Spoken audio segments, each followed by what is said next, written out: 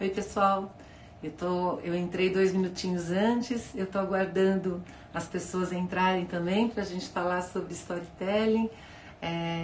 Eu só vou dar, então, por favor, aguardem aqui um pouquinho. Faltam 2 minutinhos, eu vou esperar que as pessoas entrem para a gente começar, tá? Então, estou muito feliz que vocês estão junto comigo aqui para a gente discutir um assunto que eu acho bastante importante.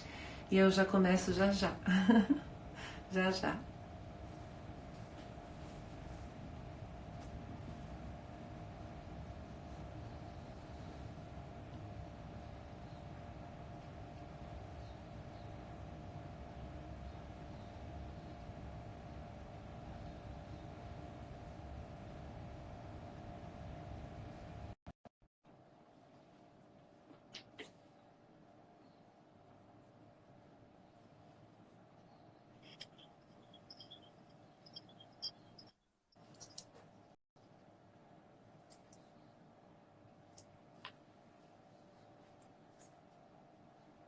Obrigada, gente.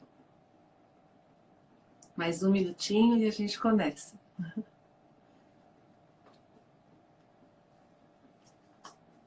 Nos próximos dias vou fazer, então, enquanto o pessoal entra, nos próximos dias, amanhã eu tenho uma live com o pessoal do Digitox às 11 horas. Nós vamos falar sobre automação no trabalho, que é um assunto totalmente diferente do que a gente vai falar aqui hoje. Então, amanhã às 11 horas, só que vocês têm que se inscrever, dá uma olhadinha lá no meu feed, que tem o link para fazer inscrição. Amanhã à tarde eu tenho outra live com a Isabela Camargo. A gente vai discutir também os impactos da tecnologia nesse momento de crise. E à noite eu tenho uma live com a HSM. Nós vamos discutir o mundo VUCA e o coronavírus, a parte mais estratégica disso, né, na parte de negócios. Então, tem 3 lives amanhã que a gente também vai estar junto para conversar. E eu estou programando outras lives para a semana que vem também, né? Então, ó, já deu às 16 horas, então vamos ser pontuais. Então, olha só, bem-vindos todos que estão aqui comigo agora. Eu espero que esteja todo mundo bem em casa ou em algum lugar seguro. Eu estou aqui na minha casa, né? Esse é o meu cenário que eu sempre gravo os vídeos de chamada para amigos, clientes, né? Também eu espero que todo mundo esteja encontrando um tempinho para meditar ou para rezar, ou para enviar energia positiva para aqueles que estão na linha de frente, para aqueles que estão sofrendo nessa batalha enorme. Eu acho que a gente está vivendo um dos maiores desafios da humanidade em conjunto, desde a última grande guerra, a Segunda Guerra Mundial, né, até belíssimo a postura e o discurso da Angela Merkel sobre isso, a seriedade do que a gente está passando. Isso também eu acho que é um contexto bastante interessante para a gente pensar em histórias. A Angela Merkel, a rainha da Inglaterra no passado, durante a Segunda Guerra Mundial, as histórias têm um papel muito importante, nós vamos falar disso já já, né? Esse papo hoje é sobre storytelling. Como a gente está aqui no back, a gente não está na linha de front, não somos da área da saúde, pelo menos eu não sou, então o que a gente pode fazer é não desanimar, e nesse período que a gente mudou de vida, ou tem um tempo diferente, a gente se preparar para o que a gente vai encontrar depois que terminar a crise do coronavírus, ou pelo menos quando terminar a quarentena, porque nós vamos encontrar um mundo bem diferente, um cenário bem diferente do que era quando começou essa crise, essa quarentena, e a gente tem que estar preparado para isso. Eu tenho feito isso, eu tenho me preparado dia a dia, tenho gastado minha energia nisso, né? Aliás, muito, estou trabalhando, estudando muito, de formas diferentes, mas eu estou focando nisso, pensando estrategicamente, que eu vou falar amanhã na live da HSM justamente sobre isso, né? E o que eu quero compartilhar com vocês aqui hoje é uma discussão sobre uma das ferramentas mais importantes que existem para a gente conseguir resultados em tudo. Ela tem sido super útil para mim na minha vida, eu uso, e vou mostrar algumas maneiras como eu uso, e eu tenho certeza que ela pode ser útil também na vida de vocês em vários graus. Para quem não me conhece, eu vi que muitas pessoas me indicaram, né, para outras pessoas que não me conheciam. Eu sou Marta Gabriel, eu não vou falar muito de mim, que eu quero aproveitar o tempo da live para falar do assunto que a gente está aqui, mas você pode dar uma olhadinha na internet, procura meu nome, ou entra no meu site, aí você vai ver que eu tenho formação acadêmica, eu escrevo livro, que eu adoro estudar, adoro falar, adoro estar com as pessoas, adoro abraçar, então sintam-se abraçados, eu não posso abraçar pessoalmente, mas quem já foi em evento comigo sabe que eu abraço, que eu beijo, que eu gosto mais do contato humano. Então sintam-se abraçados. Quem não me conhece, dá uma olhadinha lá para conhecer a credencial, né, daquilo que eu faço. Eu tenho um agradecimento a fazer, que eu faço sempre, que é pelo Cauê, eles me patrocinam para congressos científicos, continuem patrocinando, com crise de coronavírus ou não, isso é muito útil para a gente poder estudar, então fica aqui meu agradecimento para eles também. E eu vou começar com, acho que a principal coisa quando a gente fala de história, é a gente entender que existe uma separação entre fatos e narrativa. Fatos são coisas que acontecem, por exemplo, o coronavírus, por exemplo, a gente levar um tombo, por exemplo, a gente conseguir um novo emprego, por exemplo, a gente casar. Fatos são coisas que acontecem. A narrativa é como a gente interpreta e conta esse fato. Então, o que é muito importante, tem várias frases, inclusive de filósofos do passado, que dizem que o que importa não é o que acontece, né? Mas é o que a gente faz com o que acontece. E aquilo que a gente faz com os fatos que acontecem é como a gente enxerga esses fatos. Já é storytelling que a gente conta para a gente mesmo. E a narrativa que a gente tira disso é que dá significado para esses fatos. Então, só para vocês terem uma ideia, como é importante isso, que o mesmo fato pode gerar várias narrativas, a gente sabe que algo que acontece, tem aquela história do copo cheio e do copo vazio, né? De novo, é storytelling. Tem pessoas que enxergam de uma maneira e tem pessoas que enxergam de outra. São narrativas diferentes do mesmo fato. Inclusive, fake news é uma narrativa diferente de um mesmo fato, uma narrativa falsa, mas que se usa daquele fato ou de algumas partes daqueles fatos para poder modificar, transformar o resultado daquilo. Então, só para vocês verem como o mesmo fato pode gerar narrativas diferentes e como isso é muito importante, vamos pegar o caso que a gente está vivendo agora, que é o coronavírus.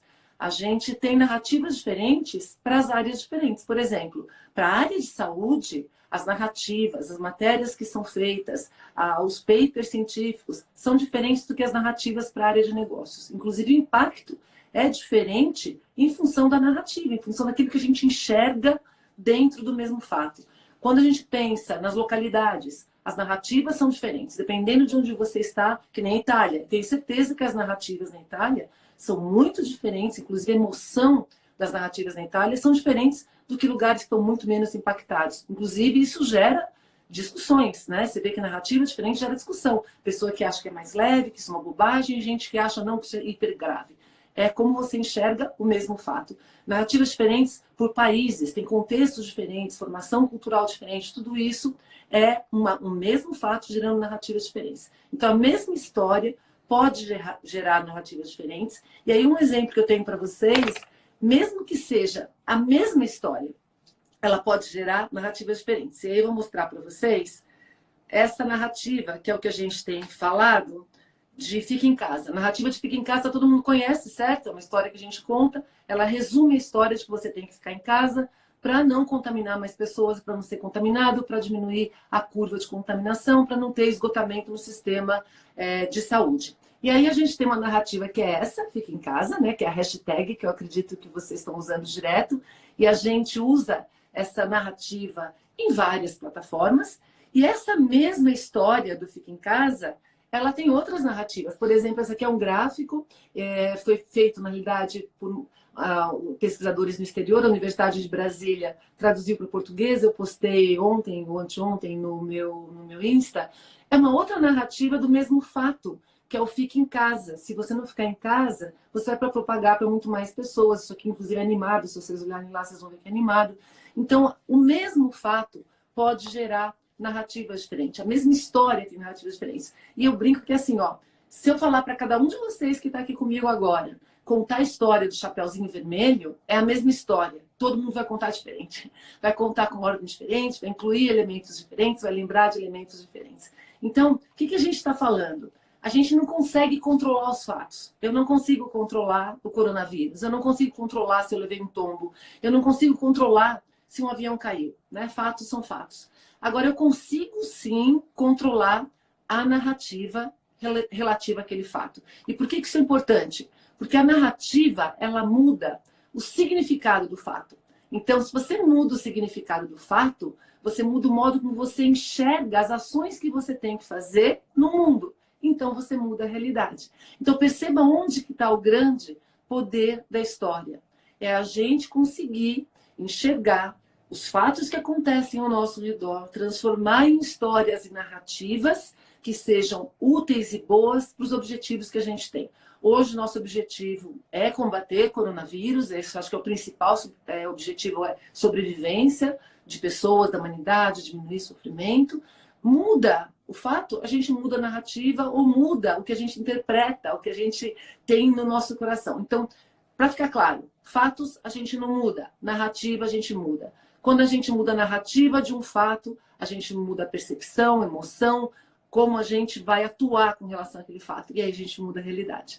Então eu vou contar para vocês um exemplo que ilustra isso de uma maneira bem bacana. É uma história que contam que uma pessoa tinha um sítio para vender e foi para Olavo Bilac. E a pessoa chegou para o Olavo Bilac e falou assim: senhor Bilac, estou precisando vender o meu sítio. O poeta, né? Vocês vão lembrar quem foi o maravilhoso Olavo Bilac. Estou precisando vender o meu sítio. Será que você poderia me ajudar a redigir um anúncio no jornal? E aí o Olavo Bilac escreveu o seguinte: vende-se encantadora propriedade, onde cantam os pássaros ao amanhecer, no extenso arvoredo, cortada por cristalinas águas de um ribeirão. A casa é banhada pelo sol nascente, oferece a sombra tranquila das tardes na varanda. Meses depois, o Olavo Bilac encontrou com o proprietário da chácara, né, da propriedade, e ele falou assim: vendeu o sítio. Aí o dono da propriedade falou assim: nem pensei mais nisso. Quando li o anúncio é que percebi a maravilha que eu tinha. Então, às vezes, as coisas que a gente tem, as coisas que estão ao nosso redor, as histórias que a gente conta para a gente mesmo faz toda a diferença para a gente conseguir modificar o que está ao nosso redor. Um outro exemplo disso, eu fui criada, né, com as histórias da Disney, e vocês vão perceber que a gente tem a história da Cinderela lá de trás, que é a mesma história de Malévola aqui na frente, né? E você vê que é a mesma história, mas com narrativas diferentes, né? A gente começa a ter outro enfoque, olhar o enfoque da bruxa, que a gente chama da bruxa. Quais são os motivos, as razões por trás dela?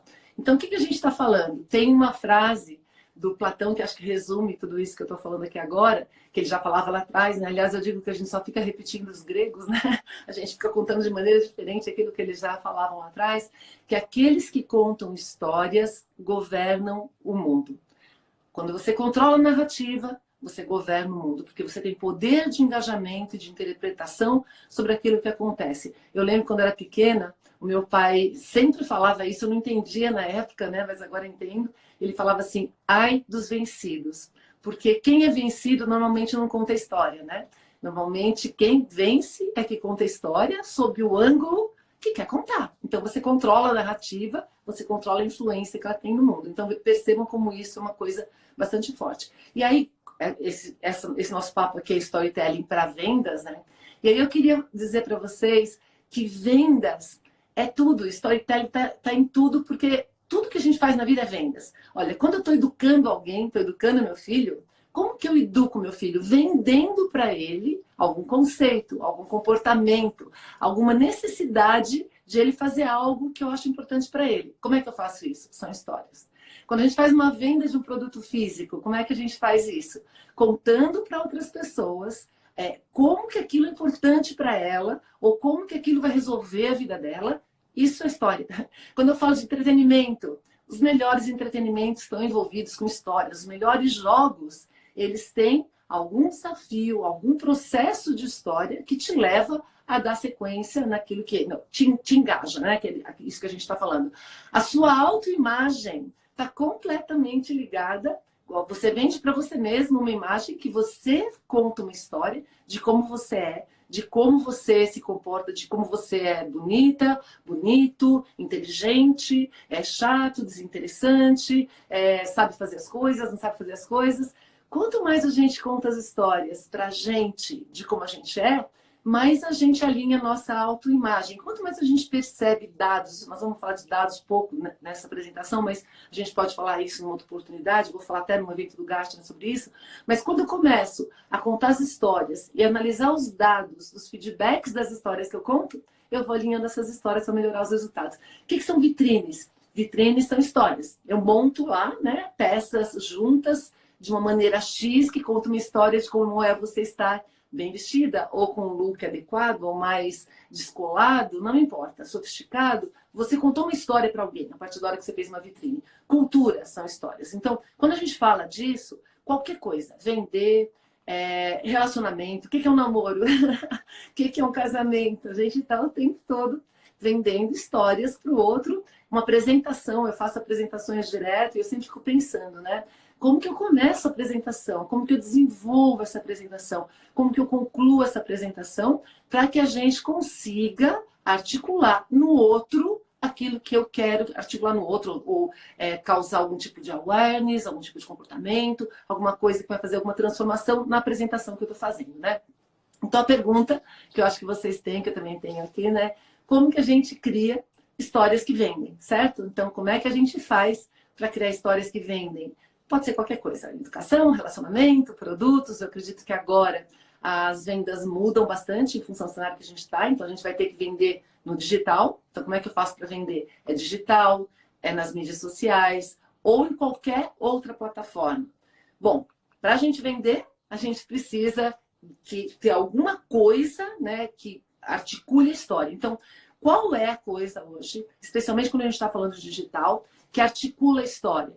É algum tipo de conteúdo. Por exemplo, essa live que eu estou fazendo aqui com vocês hoje é um conteúdo que eu articulei, organizei, programei, antecipei, fiz a divulgação, preparei todo o processo para que criasse uma história para que isso acontecesse. Então, qual é o conteúdo que vocês estão planejando? E conteúdo pode ser experiência, pode ser texto, pode ser imagem, um post é um conteúdo. Se o seu post, se o seu conteúdo não conta história nenhuma, que esteja alinhado com aquilo que você quer passar, ele é ruído, ele não é história, ele atrapalha a sua história, né? Então, uma das artes da história é a gente saber também no que focar. Então, a primeira coisa é, como que eu conto histórias bacanas? A primeira, eu tenho que achar os suportes adequados, com os públicos adequados. Se meu público é um público que não usa o digital, que não é o caso agora, né? Que agora está todo mundo usando o digital, é necessidade, eu articulo com o que for, o ambiente onde ele estiver,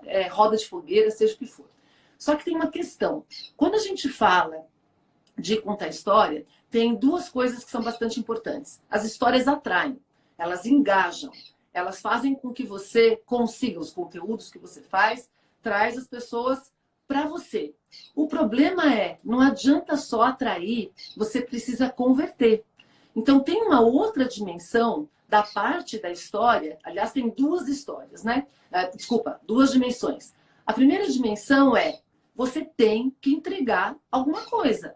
Não adianta você contar uma história linda, atrair todo mundo para o seu site, ou atrair todo mundo para uma live, ou atrair todo mundo para um produto que você está vendendo, você não tem produto para vender. Aliás, esse está sendo um dos grandes problemas agora com o digital, que muita coisa está querendo, muita gente está querendo ter produtos para vender e não tem produto digital para fazer. Então, você tem que ter algo para que você possa fazer a entrega da história que atraiu. Então, a história atrai, pode ser que nem alguém está falando oral, pode ser com qualquer formato, mas ela chegou em você, tem que converter. Então, tem duas coisas que tem que acontecer. A primeira, você tem que ter o que entregar, e a segunda coisa é, você tem que conhecer o seu público para saber o que entregar e como articular a história.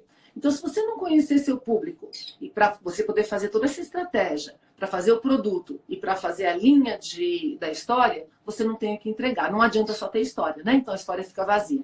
Por isso que a gente fala hoje muito de walk the story. Então você tem que ter uma história que você possa contar. Aí você faz storytelling. E aí você traz as pessoas para se engajarem naquela história, naquele produto que você fez. Agora, e quando a gente não tem história? E quando a gente não está feliz com os resultados que a gente tem? E como é o meu caso agora, a gente está vivendo um momento, eu não estou feliz, imagino que vocês também não, com essa situação de coronavírus, com várias situações difíceis de a gente enfrentar. Então, o que acontece quando a história que eu tenho não é boa, ou seja, a atual, que está sendo narrada, não está legal? Eu tenho que criar caminhos para uma nova história, uma nova narrativa. Então, aí entra a parte da estratégia. Para eu criar uma história, para eu make the story, para eu fazer uma história nova, eu tenho que pensar qual é a narrativa que me interessa. E aí eu vou fazer o contrário.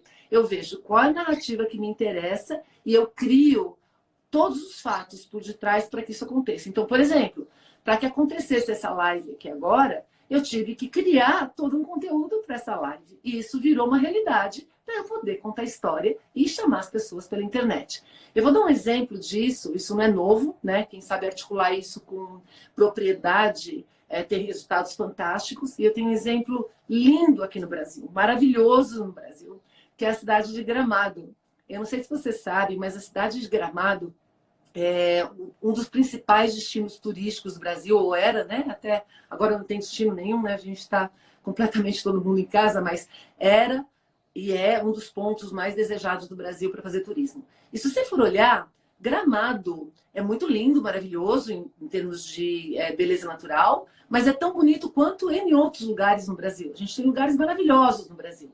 O que Gramado fez? Mudou a narrativa. Eles começaram há mais de 20 anos atrás, começaram com a fábrica de chocolate, o Natal Luz, começaram com, depois colocaram a pista de neve, depois eles colocaram, bom, eu tive recentemente em Gramado para um evento, é centro de convenção, aqueles Ice Hotel, Ice Bar que a gente vê só nos países escandinavos, tem em Gramado também, ou seja, eles construíram um espaço que gerou a narrativa que interessa para as pessoas e atraíram turismo para lá. O mesmo foi com Dubai, a gente pode falar isso em outro momento. Eu tenho 50 mil exemplos disso, né? Então, a primeira coisa que a gente tem que fazer é, primeiro, antes de começar a contar história ou ver técnicas, eu vou deixar link aqui depois para vocês, para quem quiser depois fazer curso disso, mas antes de qualquer coisa, o que você tem que fazer? Você tem que entender qual é a história que você quer, estrategicamente, o que eu tenho e o que eu quero, e qual é a história que eu preciso criar e andar nela, né, para que eu consiga engajar as pessoas para aquilo que eu quero estrategicamente falando. Então, falando um pouquinho mais da história agora, né, tem uma... Por que história é uma coisa que é difícil de fazer? E eu brinco que se fosse fácil todos os filmes de Hollywood, olha que Hollywood tem dinheiro, tem gente especializada que sabe fazer, e vira e mexe a gente vê filmes que não fazem sucesso, né?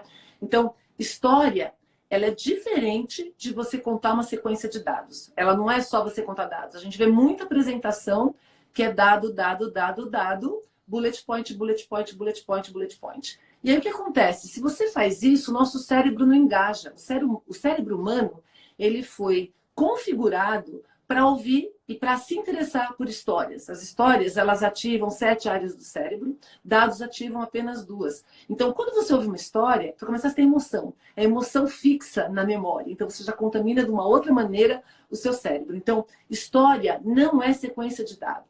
História tem que ter conflito. História tem que ter altos e baixos. Então, eu dou um exemplo de se você bater, tá todo mundo em casa, né, quem tem filho pequeno, veja como seus filhos vêm contar as coisas que acontecem com eles. Eu lembro, minha filha é bastante talkative, né? Ela fala bastante, é toda, né, animada. Ela chegava da escola, então quando ela ia contar alguma coisa, ela não falava assim, bom, o sinal bateu à 1 da tarde, aí quando foi 2 horas a gente fez tal coisa, às 3 horas a professora mandou eu ler um texto X, às 5 horas a gente foi para tal lugar. Não, ela falou assim, mãe, olha, você sabia que hoje aconteceu uma coisa assim, a professora deu um desenho desse jeito, eu não sabia fazer, ó o conflito, eu não sabia fazer, aí eu tive que dar um jeito de fazer, então, mãe, teve uma menina que ela fez isso, ela é muito chata, então ela é muito legal. Altos e baixos, você tem emoção quando você está fazendo a narrativa de uma história. Então, existem técnicas, a gente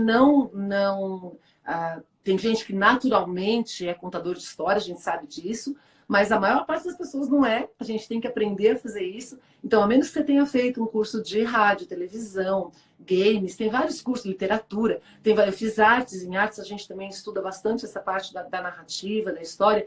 Então, a menos que você seja dessa área, existem técnicas que ajudam a gente a aprender, que nem essas pessoas aprenderam, para fazer histórias melhores. E aí o resultado é bastante eficiente. Então, tem 4 elementos na história que eu vou mostrar para vocês, né? Que a gente está fazendo um resuminho na live, ó, que fica visualmente, eu gosto muito da parte visual, ó, tem esses 4 elementozinhos aqui, ó, que são os 4 elementos que formam a história, que são os pilares do storytelling, tá? Mensagem, conflito, personagens e enredo.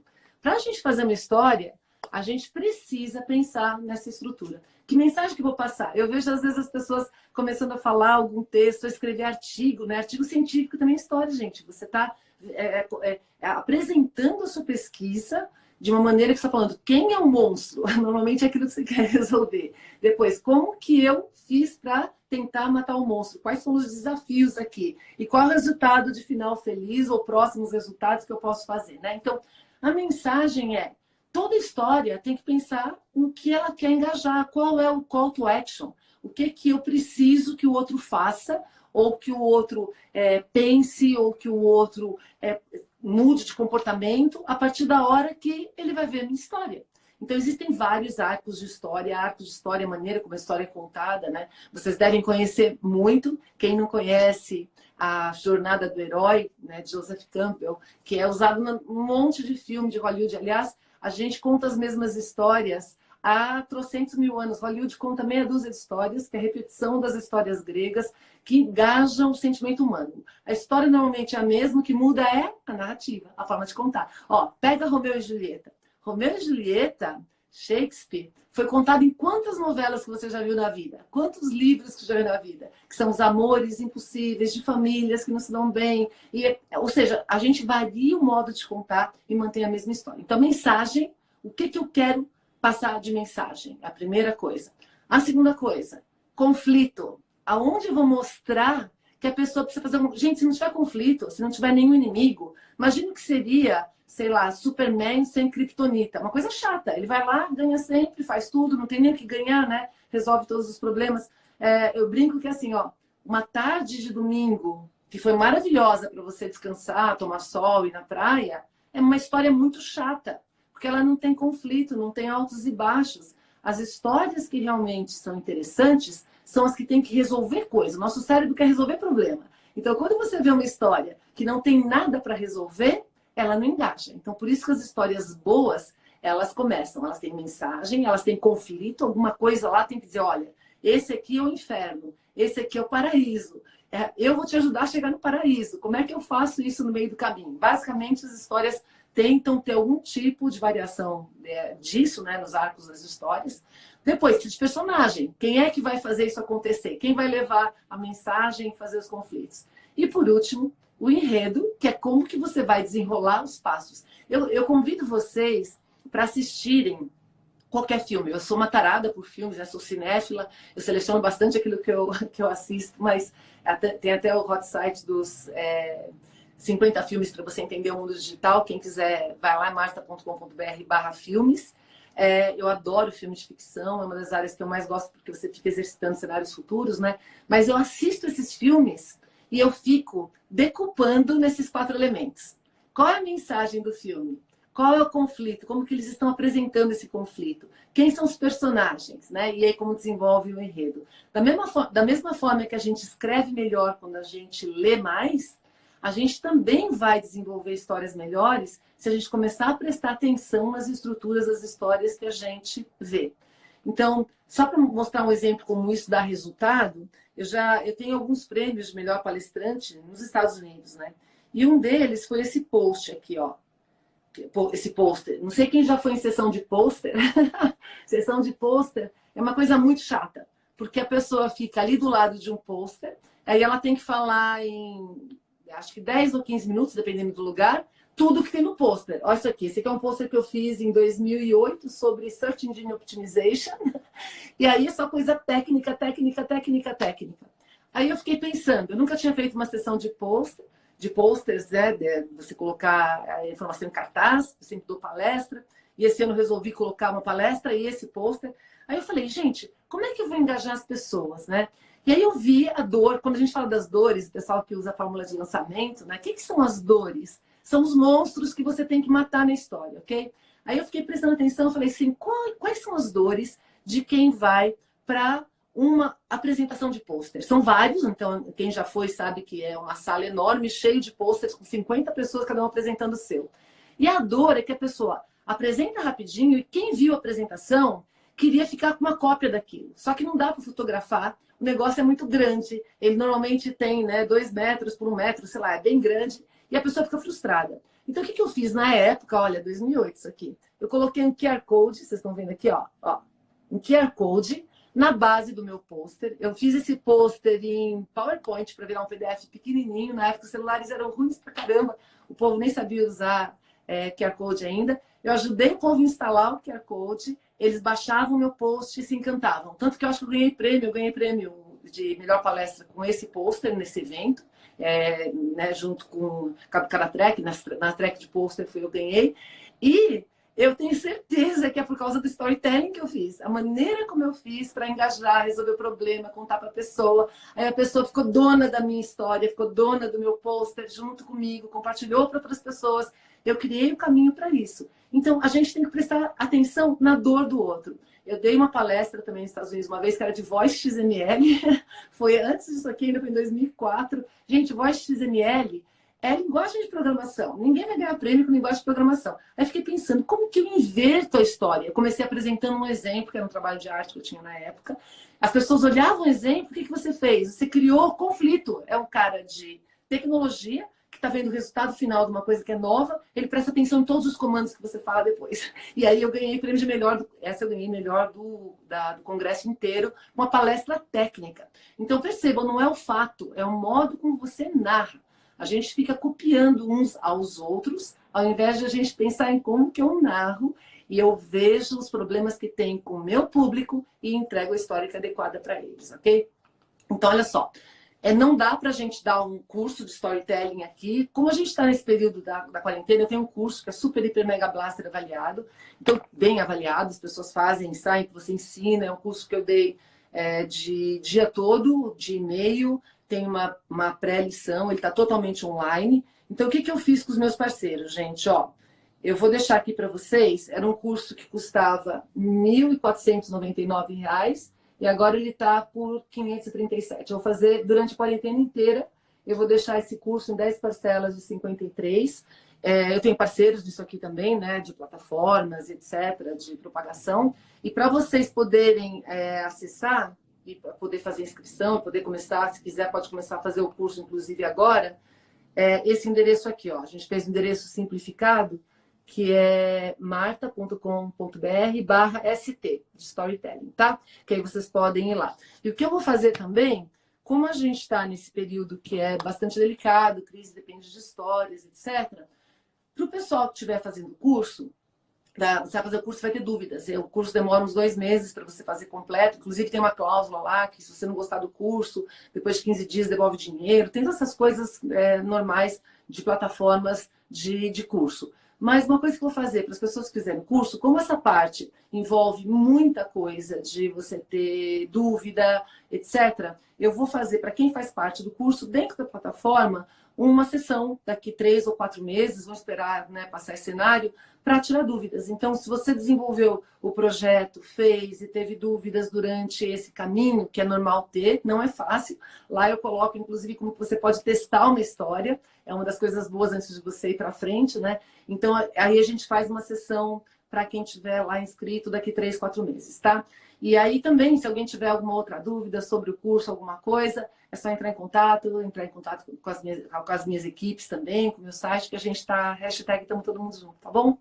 Então, é isso. Eu desejo para vocês muita calma, muita luz, muitas histórias boas para os seus filhos que estão em casa, para a família, com a gente que está aqui. E também que vocês usem seu tempo para se preparar. Eu estou postando algumas dicas também no Instagram de outras iniciativas maravilhosas que a gente tem. Eu tenho feito bastante coisa gratuita também, né? Como eu dei agora uma aulinha gratuita, pequena, você não precisa fazer o curso, se você não quiser, não tem o menor problema. Amanhã tem mais 3 lives que não estão vinculadas a curso nenhum também. Aproveita esse tempo, não fica só assistindo Netflix com um monte de seriado. Foca naqueles que vão fazer você crescer agora, porque quando passar a quarentena, a gente tem que estar forte e preparado para enfrentar um cenário desafiador que a gente deve ter pela frente, ok? Então fiquem com Deus, desejo para vocês muita luz, para todos nós, para a humanidade, para todos nós juntos, ok? E obrigada por estarem aqui comigo hoje, agradeço de coração. Um beijo, gente.